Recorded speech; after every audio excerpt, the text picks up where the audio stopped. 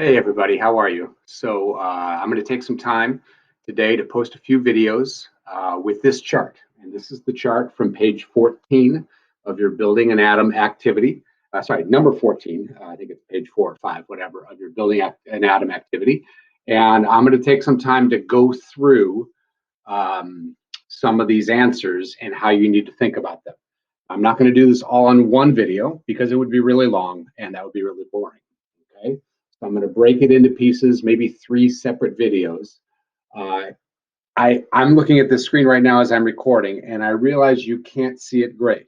But what you need to know is right now, this is what you were given on the chart in the activity. In the build an atom activity, these are the things you were given.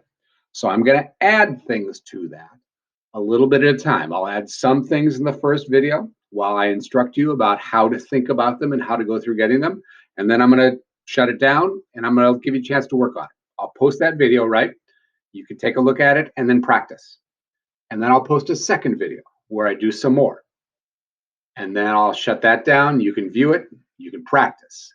And then I'll do a third video where we finish it up. So gradually throughout the day and throughout these 3 videos, this board will become more full. But what you need to know is on this first video, this is what you have on your Build an Atom activity worksheet, problem number 14. Okay? All right, so let's take a look. The one thing that is different is I put the things across the bottom that were across the top. So in this first column, we have the name of the element. You can see hydrogen 2, sodium 22, carbon 12, carbon 13. The rest of them, you've got to figure out what their names are, right, from the other information. In the second column, there's the symbol. Hydrogen 2 is H with a 2 up there. Now that kind of gives you a pattern. Knowing that that's H with a 2 kind of gives you a pattern for the rest of them. But this one is H with a 3, Na with a 22, He with a 4.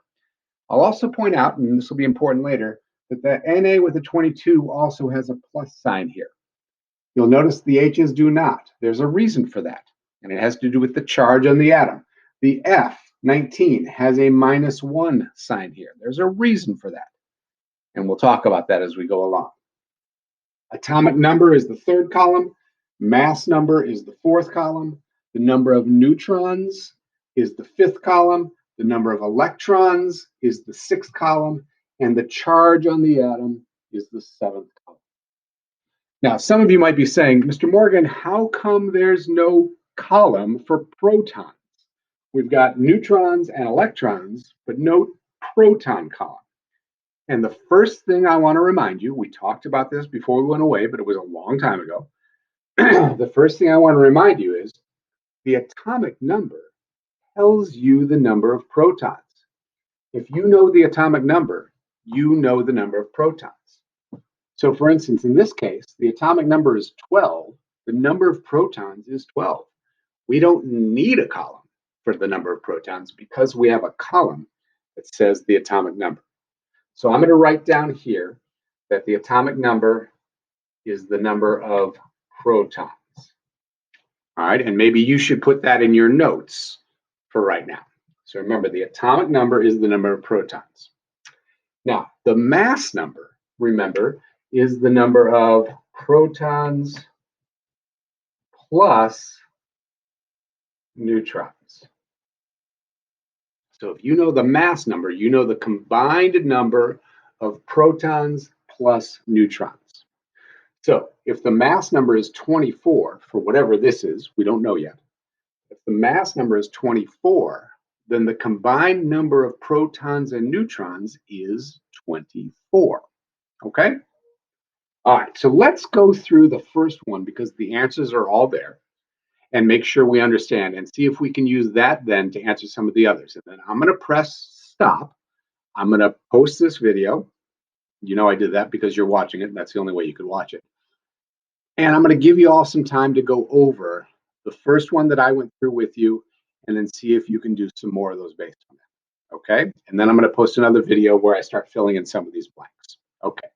So the first element up here is hydrogen 2. Oh, by the way, you really should have your periodic table either out or maybe you can have it on split screen, the one that I have on the video for you. Okay, don't try and do this without a periodic table. That's a sure recipe for a mess. Okay, so the first element is, the name is hydrogen 2. And that tells us H is the symbol. If you look at the periodic table, H is the symbol for hydrogen. And then you put a 2 up there because it says 2 right there. All right, the 2 up there is there because of the 2 there. Now remember, that tells us something else about the element. And what it tells us is this column, the mass number. So the number that's here and the number that's up there and the number that's in this column is always the same. I'll say that again. The number that's here, hydrogen 2, and the number that's up here, H2 up there, and the number that's in this column for the mass number, those numbers are always the same. So any place you have any one of those 3 numbers, you know what the other 2 are, right? So here, H3 tells you what goes here and tells you what goes here. Sodium 22 tells you what goes here. Carbon 12 tells you what goes here and up here. So if you know any one of those 3, you know the other 2, because this number and this number and this number are always the same. Okay? All right. The atomic number for hydrogen is 1. If you look at your periodic table, look for H, hydrogen. It's the first element on the table. The atomic number is 1. That's how many protons are in hydrogen. Now, if the atomic number is 1 proton, and the mass number is 2 is protons plus neutrons, then of course this minus that is going to tell you the number of neutrons. The protons plus the neutrons minus the number of protons, what's left over? The number of neutrons, which is 1 in this case. That's 1. That's always going to be the case. This column, mass number, minus this column, atomic number, will always tell you the number of neutrons. Okay? All right.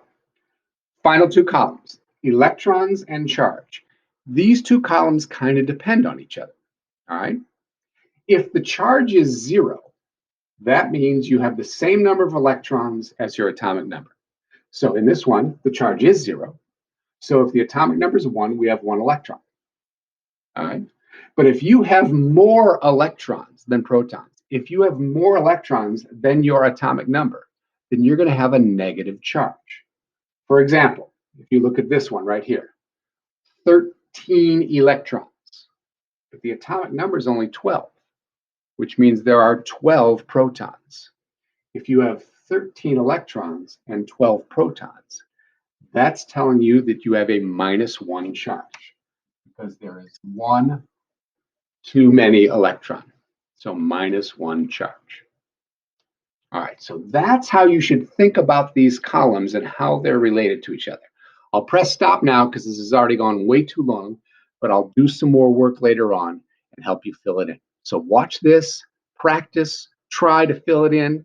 Don't worry about being wrong. We'll fix it, but try, okay? All right, see you guys later.